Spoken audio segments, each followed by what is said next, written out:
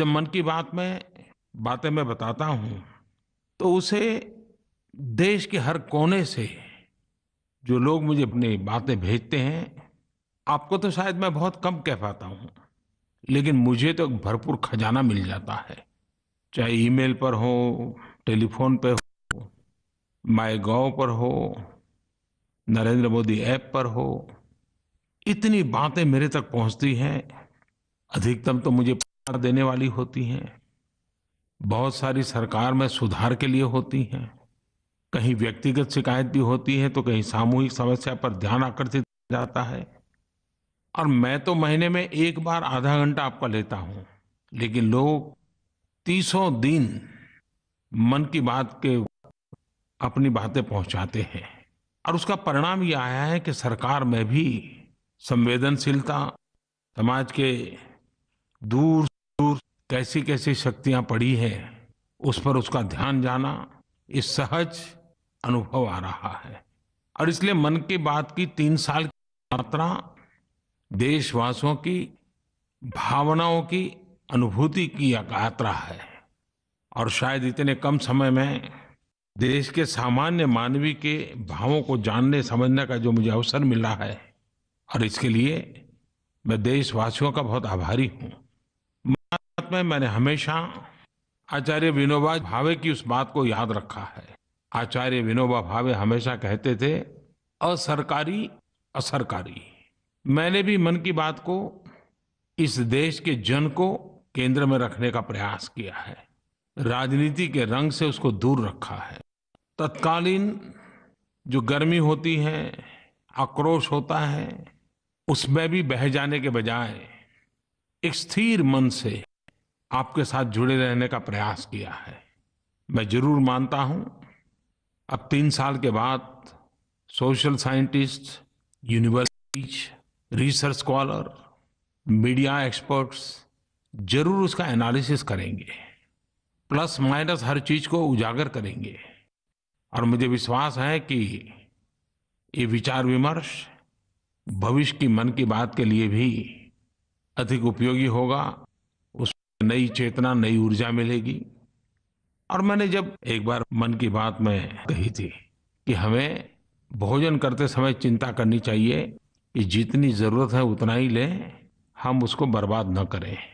लेकिन उसके बाद मैंने देखा कि देश के हर कोने से मुझे इतनी चिट्ठियां आई। अनेक सामाजिक संगठन, अनेक नवयुवक पहले से ही इस काम को कर रहे हैं।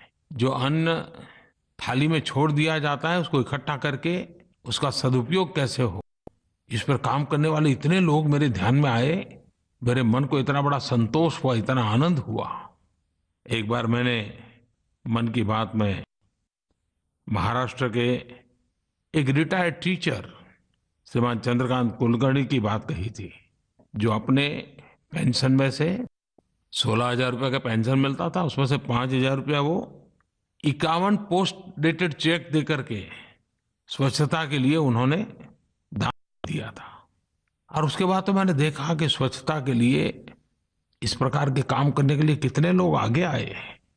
एक बार मैंने हरियाणा के एक सरपंच की सेल्फी विद डॉटर को देखा, और मैंने मन की बात में सबके सामने रखा।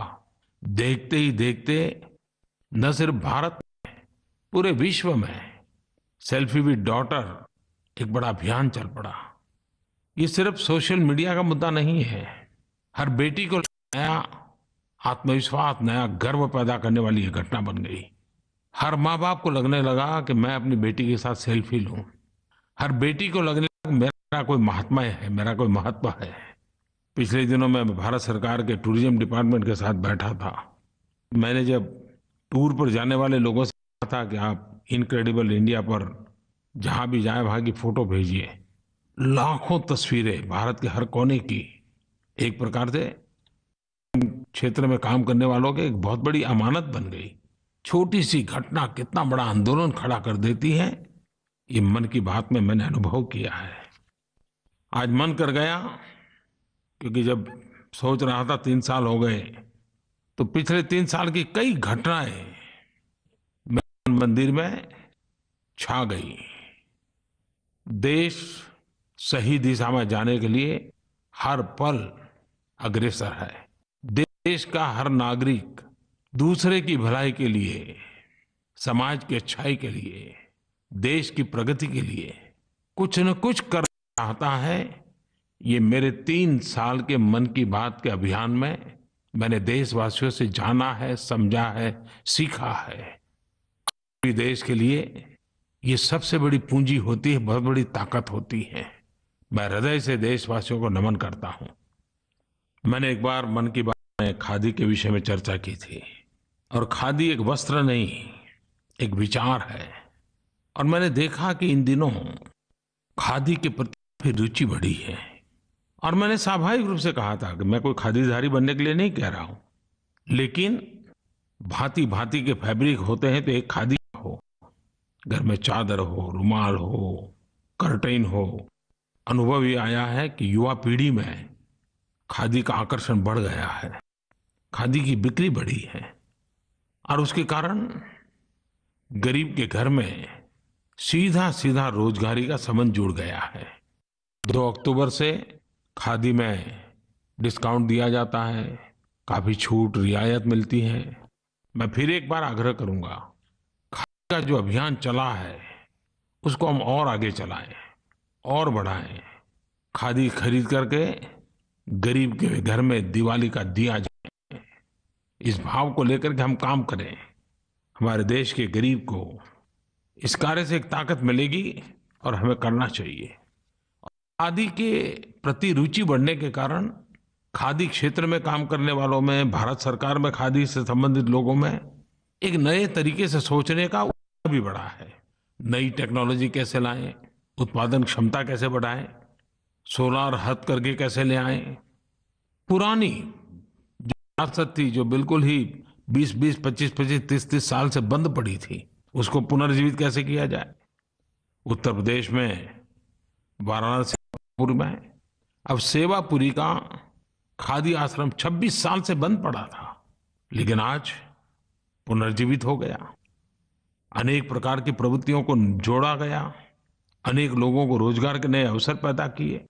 कश्मीर में पंपोर में खादी एवं ग्रामोद्योग ने बड़े अपने प्रशिक्षण केंद्र को फिर से शुरू किया, और कश्मीर के पास तो इस क्षेत्र में देने के लिए बहुत कुछ है। अब ये प्रशिक्षण केंद्र फिर से शुरू होने के कारण नई पीढ़ी को आधुनिक रूप से निर्माण कार्य करने में, बुनने में, नई चीजें बनाने में एक मदद मिलेगी। और मुझे अच्छा लग रहा है कि जब बड़े बड़े कॉर्पोरेट हाउस भी दिवाली में जब गिफ्ट देते हैं तो इन दिनों खादी की चीजें देना शुरू किए हैं। लोग भी दूसरे को गिफ्ट के रूप में खादी की चीजें देना शुरू किए हैं। एक सहज रूप से चीज कैसे आगे बढ़ती है, ये हम सब अनुभव करते हैं। मेरे प्यारे देशवासियों, पिछले महीने मन की बात में ही हम सब ने एक संकल्प किया था, और हमने तय किया था कि गांधी जयंती से पहले 15 दिन देश भर में स्वच्छता का उत्सव मनाएंगे, स्वच्छता से जन मन को जोड़ेंगे। हमारे आदरणीय राष्ट्रपति जी ने इस कार्य का आरंभ किया और देश जुड़ गया। अबाल वृद्ध, पुरुष हो, स्त्री, शहर हो, गांव हो, हर कोई आज इस स्वच्छता अभियान का हिस्सा बन गया है। और जब मैं कहता हूं संकल्प से सिद्धि, ये स्वच्छता अभियान एक संकल्प सिद्धि की ओर कैसे आगे बढ़ रहा है, हम अपनी आंखों के सामने देख रहे हैं। हर कोई इसको स्वीकारता है, सहयोग करता है, और साकार करने के लिए कोई न कोई योगदान देता है। मैं आदरणीय राष्ट्रपति जी का तो आभार मानता हूं, लेकिन साथ साथ देश के हर वर्ग ने इसको अपना काम माना है। हर कोई इसके साथ जुड़ गया है, चाहे जगत के लोग हो, सिने जगत के लोग हो, एकेडमिशियंस हो, स्कूल हो, कॉलेज हो, यूनिवर्सिटी हो, किसान हो, मजदूर हो, अफसर हो, बाबू हो, पुलिस हो, फौज के जवान हो, हर कोई इसके साथ जुड़ गया है। सार्वजनिक स्थानों पर एक दबाव भी पैदा हुआ है कि अब सार्वजनिक गंदे हों तो लोग टोकते हैं, वहां काम करने वालों को भी एक दबाव महसूस होने लगा है। मैं इसे अच्छा मानता हूं, और मेरे लिए खुशी है कि स्वच्छता ही सेवा अभियान के सिर्फ पहले 4 दिन में ही करीब करीब 75 लाख से ज्यादा लोग 40,000 से ज्यादा इनिशिएटिव लेकर के गतिविधियां में जुड़ गए। और कुछ तो लोग मैंने देखा है कि लगातार काम कर रहे हैं, परिणाम ला करके रहने का फैसला लेकर के काम कर रहे हैं। इस बार एक और भी चीज देखी। एक तो होता है कि हम कहीं स्वच्छता करें, दूसरा होता है हम जागरूक रह करके गंदगी न करें। लेकिन स्वच्छता को अगर स्वभाव बनाना है तो एक वैचारिक आंदोलन भी जरूरी होता है। इस बार स्वच्छता ही सेवा के साथ कई प्रतियोगिताएं हुई। 2.5 करोड़ से ज्यादा बच्चों ने स्वच्छता के निबंध स्पर्धा में भाग लिया। हजारों बच्चों ने पेंटिंग्स बनाए, अपनी अपनी कल्पना से स्वच्छता को लेकर के चित्र बनाए। बहुत से लोगों ने कविताएं बनाई। और इन दिनों सोशल मीडिया पर ऐसे जो हमारे नन्हे साथियों ने, छोटे छोटे बालकों ने चित्र भेजे हैं, वो मैं पोस्ट भी करता हूँ, उनका गौरवगान करता हूँ। जहाँ तक स्वच्छता की बात आती है तो मैं मीडिया के लोगों का आभार मानना कभी भूलता नहीं हूँ। इस आंदोलन को बहुत पवित्रता पूर्वक आगे बढ़ाया है। अपने अपने तरीके से वे जुड़ गए हैं और एक सकारात्मक वातावरण बनाने में उन्होंने बहुत बड़ा योगदान दिया है। और आज भी वो अपने अपने तरीके से स्वच्छता के आंदोलन का नेतृत्व कर रहे हैं। हमारा देश का इलेक्ट्रॉनिक मीडिया, हमारे देश का प्रिंट मीडिया देश की कितनी बड़ी सेवा कर सकता है, इस स्वच्छता ही सेवा आंदोलन में हम देख पाते हैं। अभी कुछ दिन पहले मुझे किसी ने ध्यान आकर्षित किया, श्रीनगर के 18 साल के नौजवान बिलाल डार के संबंध में। और आपको जानकर के खुशी होगी, श्रीनगर नगर निगम ने बिलाल डार को स्वच्छता के लिए अपना ब्रांड एम्बेसडर बनाया है। और जब ब्रांड एम्बेसडर की बात आती है तो आपको होगा कि शायद वो सिने कलाकार होगा, शायद वो खेल जगत का हीरो होगा। जी नहीं, बिलाल डार स्वयं 12-13 साल की अपनी उम्र से पिछले 5-6 साल से स्वच्छता में लग गया है। एशिया के सबसे बड़ा झील श्रीनगर के पास, वहाँ प्लास्टिक हो, पॉलीथीन हो, यूज बॉटल हो, कूड़ा कचरा हो, बस वो साफ करता रहता है। उसमें से कुछ भी कर लेता है, क्योंकि उसके पिताजी की बहुत छोटी आयु में कैंसर में मृत्यु हो गई। लेकिन उसने अपना जीवन आजीविका के साथ साथ स्वच्छता के साथ किया। एक अनुमान है कि बिलाल ने सालाना 12,000 किलो से ज्यादा कूड़ा कचरा साफ किया है। श्रीनगर नगर निगम को भी बधाई देता हूँ कि स्वच्छता के प्रति इस पहल के लिए और एम्बेसडर के लिए उनकी इस कल्पना के लिए। क्योंकि श्रीनगर एक टूरिस्ट डेस्टिनेशन है, पूरा हिंदुस्तान का हर नागरिक श्रीनगर जाने का मन करता है उसका, और वहाँ सफाई को इतना बल मिले, ये अपने आप में बहुत बड़ी बात है। और मुझे खुशी है कि उन्होंने बिलाल को सिर्फ ब्रांड एम्बेसडर बनाया, ऐसा नहीं, सफाई करने वाला बिलाल, उसको निगम ने इस बार गाड़ी दी है, यूनिफॉर्म दिया है, और वो इलाकों में भी जाकर के लोगों को स्वच्छता के लिए शिक्षित करता है, प्रेरित करता है और परिणाम लाने तक पीछे लगा रहता है। बिलाल डार आयु छोटी है, लेकिन स्वच्छता में रुचि रखने वाले हर किसी के लिए प्रेरणा का कारण है। मैं बिलाल डार को बहुत बधाई देता हूं। मेरे प्यारे देशवासियों, इस बात को हमें स्वीकार करना होगा कि भावी इतिहास की कोख में जन्म लेता है। और जब इतिहास की बात आती है तो महापुरुष याद आना बहुत स्वाभाविक है। ये अक्टूबर महीना हमारे इतने सारे महापुरुषों को स्मरण करने का महीना है। महात्मा गांधी से लेकर के सरदार पटेल तक इसी अक्टूबर में इतने महापुरुष हमारे सामने हैं कि जिन्होंने 20वीं सदी और 21वीं सदी के लिए हम लोगों को दिशा दी, हमारा नेतृत्व किया, हमारा मार्गदर्शन किया, और देश के लिए उन्होंने बहुत कष्ट झेले। 2 अक्टूबर को महात्मा गांधी और लाल बहादुर शास्त्री जी की जन्म जयंती है, तो 11 अक्टूबर को जयप्रकाश नारायण और नानाजी देशमुख की जन्म जयंती है, और 25 सितंबर पंडित दीनदयाल उपाध्याय की जन्म जयंती है। नानाजी और दीनदयाल जी की तो ये शताब्दी का भी वर्ष है। और इन सभी महापुरुषों का एक केंद्र बिंदु क्या था? एक बात कॉमन थी, और वो देश के लिए जीना, देश के लिए कुछ करना। और मात्र उपदेश नहीं, अपने जीवन के द्वारा करके दिखाना।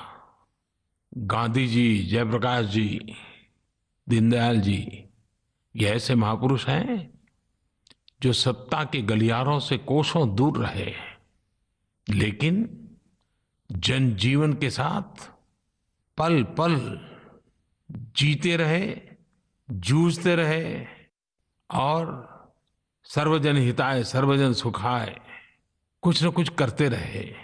नानाजी देशमुख राजनीतिक जीवन को छोड़ करके ग्रामोदय में लग गए थे, और जब आज उनका शताब्दी वर्ष मनाते हैं तो उनके ग्रामोदय के काम के प्रति आदर होना बहुत स्वाभाविक है। भारत के पूर्व राष्ट्रपति श्रीमान अब्दुल कलाम जी जब नौजवानों से बात करते थे तो हमेशा नानाजी देशमुख के ग्रामीण विकास की बातें किया करते थे, बड़े आदर से उल्लेख करते थे।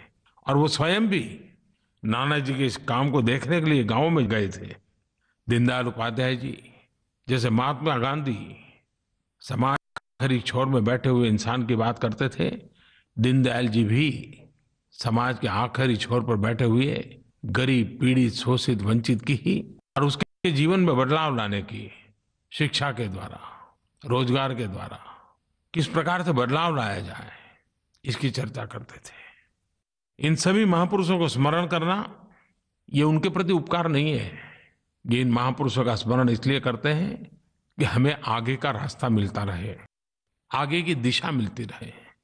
अगले मन की बात में मैं जरूर सरदार वल्लभ भाई पटेल के विषय में कहूंगा, लेकिन 31 अक्टूबर पूरे देश में रन फॉर यूनिटी, एक भारत श्रेष्ठ भारत, देश के हर शहर में, हर नगर में बहुत बड़ी मात्रा में रन फॉर यूनिटी कार्यक्रम होने चाहिए। और मौसम भी ऐसा है कि दौड़ने का मजा आता है। सरदार साहब जैसे लौह शक्ति पाने के लिए ये भी तो जरूरी है, और सरदार साहब ने देश को एक किया था। हमने भी एकता के लिए दौड़ करके एकता के मंत्र को आगे बढ़ाना चाहिए। हम लोग बहुत स्वाभाविक रूप से कहते हैं विविधता में एकता, भारत की विशेषता, विविधता का हम गौरव करते हैं। लेकिन क्या कभी आपने इस विविधता को अनुभव करने का प्रयास किया है क्या? मैं बार बार हिंदुस्तान के मेरे देशवासियों से कहना चाहूंगा, और खास मेरी युवा पीढ़ी को कहना चाहूंगा कि हम एक जागृत अवस्था में इस भारत की विविधताओं का अनुभव करें, उसको स्पर्श करें, उसकी महक को अनुभव करें। आप देखिए, आपके भीतर के व्यक्तित्व के विकास के लिए भी हमारे देश की विविधताएं एक बहुत बड़ी पाठशाला का काम करती हैं। वैकेशन है, दिवाली के दिन है, देश में चारों तरफ कहीं न कहीं जाने का स्वभाव बना हुआ है, लोग जाते हैं टूरिस्ट के नाते, और बहुत स्वाभाविक है। लेकिन कभी कभी चिंता होती है कि हम अपने देश को तो देखते नहीं हैं, देश की विविधताओं को जानते नहीं, समझते नहीं, लेकिन चकाचौंध के प्रभाव में आकर के में ही टूर करना पसंद करना शुरू किए हैं। अब दुनिया में जाएं, मुझे कोई इतराज नहीं है, लेकिन कभी अपने घर को भी तो देखें। उत्तर भारत के व्यक्ति को पता नहीं होगा कि दक्षिण भारत में क्या है, पश्चिम भारत के व्यक्ति को पता नहीं होगा कि पूर्व भारत में क्या है। हमारा देश कितनी विविधताओं से भरा हुआ है। गांधी, लोकमान्य तिलक, स्वामी विवेकानंद, हमारे पूर्व राष्ट्रपति अब्दुल कलाम जी, अगर उनकी बातों में देखोगे, बात आती है कि जब उन्होंने भारत भ्रमण किया तब उनको भारत को देखने समझने में और उसके लिए जीने मरने के लिए एक नई प्रेरणा मिली। ये सभी महापुरुष भारत का व्यापक भ्रमण किया, अपने कार्य के प्रारंभ में उन्होंने भारत को जानने समझने का प्रयास किया, भारत में आप में जीने की कोशिश की। क्या हम हमारे देश के भिन्न भिन्न राज्यों को, भिन्न भिन्न समाजों को, समूहों को, उनके रीति रिवाजों को, उनकी परंपरा को, उनके पहरवेश को, उनके खान पान को, उनकी मान्यताओं को एक विद्यार्थी के रूप में सीखने का, समझने का, जीने का प्रयास कर सकते हैं? टूरिज्म एजुकेशन तभी होगा कि जब हम सिर्फ मुलाकाती नहीं, हम एक विद्यार्थी के तौर पर उसका पाना, समझना, बनने का प्रयास करें। मेरा स्वयं का अनुभव है, मुझे हिंदुस्तान के 500 से अधिक डिस्ट्रिक्ट में जाने का मौका मिला होगा। 450 से अधिक डिस्ट्रिक्ट तो ऐसे होंगे जहां मुझे रात्रि मुकाम का अवसर मिला है। और आज जब मैं भारत में इस दायित्व को संभालता हूँ तो मेरे उस भ्रमण का अनुभव मुझे बहुत काम आता है। चीजों को समझने में मुझे बहुत सुविधा मिलती है। आपसे भी मेरा आग्रह है कि आप इस विशाल भारत को विविधता में एकता सिर्फ नारा नहीं, हमारी अपार शक्ति का ये भंडार है, इसको अनुभव कीजिए। एक भारत श्रेष्ठ भारत का अपना इसमें निहित है। खान-पान की कितनी वैरायटीज हैं, तो पूरे जीवन भर हर दिन एक एक नई वैरायटी कर खाते रहे तो भी क्या है, रिपीटिशन नहीं होगा। अब ये हमारे टूरिज्म की एक बड़ी ताकत है। मैं आग्रह करूंगा कि इस छुट्टियों में आप सिर्फ घर के बाहर जाएं ऐसा नहीं, चेंज के लिए निकल पड़े ऐसा नहीं, कुछ जानने समझने पाने के इरादे से निकलिए। भारत को भीतर आत्मसात कीजिए, कोटि कोटि जनों की विविधताओं को भीतर आत्मसात कीजिए। इन अनुभवों से आपका जीवन समृद्ध हो जाएगा, आपकी सोच का दायरा विशाल हो जाएगा। और अनुभव से बड़ा शिक्षक कौन होता है। सामान्य तौर पर अक्टूबर से मार्च तक का समय ज्यादातर पर्यटन का रहता है, लोग जाते हैं। मुझे विश्वास है इस बार भी अगर आप जाएंगे तो अभियान को और आगे बढ़ाएंगे। आप जहां भी जाए अपने अनुभवों को शेयर कीजिए, तस्वीरों को शेयर कीजिए। #इनक्रेडिबल इंडिया इस पर आप फोटो जरूर भेजिए। वहां के लोगों से मिलना हो जाए तो उनकी भी तस्वीर भेजिए। सिर्फ इमारतों की नहीं, सिर्फ प्राकृतिक सौंदर्य की नहीं, वहां के जनजीवन की कुछ बातें लिखिए। आपकी यात्रा के अच्छे निबंध लिखिए, माईगॉव पर भेजिए, नरेंद्र मोदी ऐप पर भेजिए। मेरे मन में एक विचार आता है कि हम भारत के टूरिज्म को बढ़ावा देने के लिए क्या आप अपने राज्य के 7 उत्तम से उत्तम टूरिस्ट डेस्टिनेशन क्या हो सकते हैं। हर हिंदुस्तानी को आपके राज्य के उन 7 चीजों के विषय में जानना चाहिए। हो सके तो उन 7 स्थानों पर जाना चाहिए। आप उसके विषय में कोई जानकारी दे सकते हैं क्या? नरेंद्र मोदी ऐप पर उसको रख सकते हैं, #इनक्रेडिबल इंडिया पर रख सकते हैं क्या? आप देखिए, एक राज्य के सब लोग ऐसा बताएंगे तो मैं सरकार में कहूंगा कि वो उसको स्क्रूटिनी करे और कॉमन कौन सी 7 चीजें हर राज्य से आई हैं उस पर वो साहित्य तैयार करे। यानी एक प्रकार से जनता के अभिप्रायों से टूरिस्ट डेस्टिनेशन का बढ़ावा कैसे हो। उसी प्रकार से आपने जो चीजें देखी है देश भर में, उसमें से 7 आपको जो अच्छे से अच्छी लगी है, आप चाहते हैं कि किसी न किसी ने उसको देखनी चाहिए, जाना चाहिए, उसके विषय में जानकारी पानी चाहिए, तो आप आपकी पसंद की 7 ऐसे स्थान का भी माईगॉव पर, नरेंद्र मोदी ऐप पर जरूर भेजिए। भारत सरकार उस पर काम करेगी। ऐसे उत्तम डेस्टिनेशंस होंगे, उसके लिए फिल्म बनाना, प्रचार साहित्य तैयार करना, उसको बढ़ावा देना, आपके द्वारा चुनी हुई चीजों को सरकार स्वीकार करेगी। आइए मेरे साथ जुड़िए। इस अक्टूबर का और से मार्च महीने तक का समय का उपयोग देश के टूरिज्म को बढ़ाने में आप भी एक बहुत बड़े कैटलिस्ट एजेंट बन सकते हैं। मैं आपको निमंत्रण देता हूं। मेरे प्यारे देशवासियों, एक इंसान के नाते बहुत सी चीजें मुझे भी छू जाती हैं, मेरे दिल को आंदोलित कर जाती हैं, मेरे मन पर गहरा प्रभाव छोड़ जाती हैं। आखिर मैं भी तो आप ही की तरह के इंसान हूं। पिछले दिनों एक घटना है, शायद आपके भी ध्यान में आई होगी।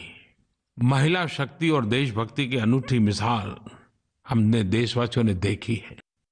इंडियन आर्मी को लेफ्टिनेंट स्वाति और निधि के रूप में 2 वीरांगनाएं मिली हैं और वे असामान्य वीरांगनाएं हैं।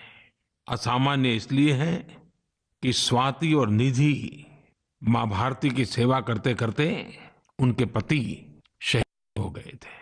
हम कल्पना कर सकते हैं कि इस छोटी आयु में जरा सब संसार उजड़ जाए तब मनस्थिति कैसी होगी।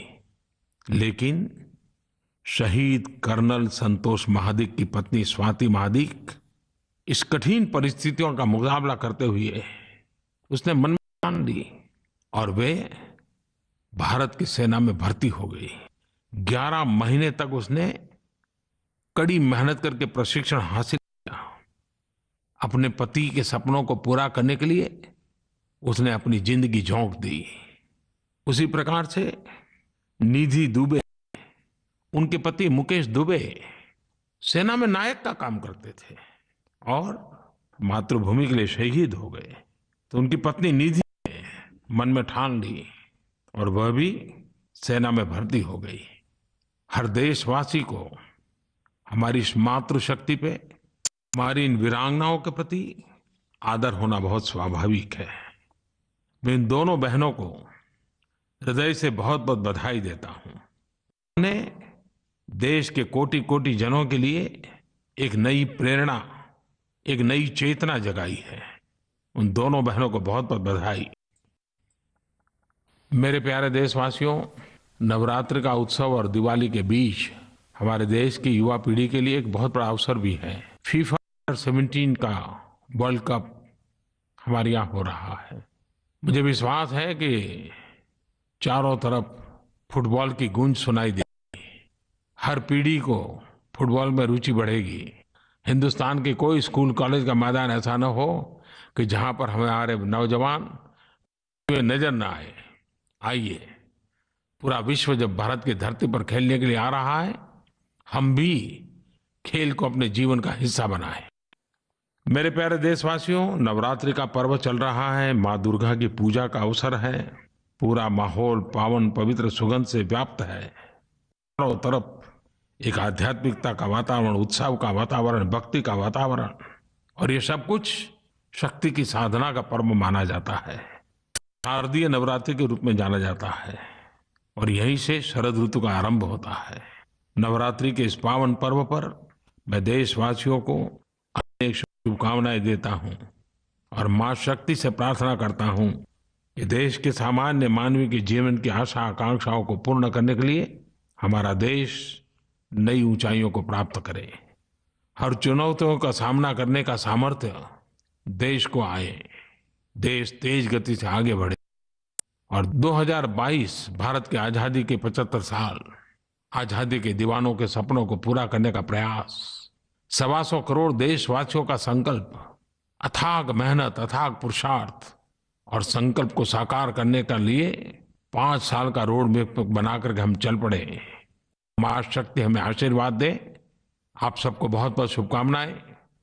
उत्सव भी मनाएं, उत्साह भी बढ़ाएं। बहुत बहुत धन्यवाद।